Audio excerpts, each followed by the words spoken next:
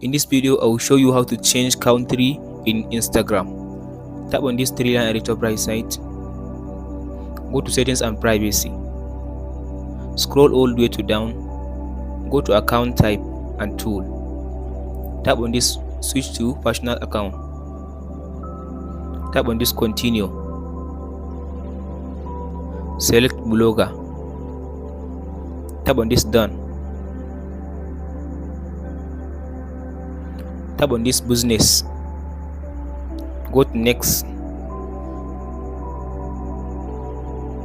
Tap on this don't use my contact info. Tap on this skip. Tap on this cancel. Go to edit profile. Scroll all the way to down. Go to contact option. Tap on this business address. So from now you can go just and add your country in this session and zip code on the country and tap on this save button. Hope this video helps you out. Don't forget to like and subscribe.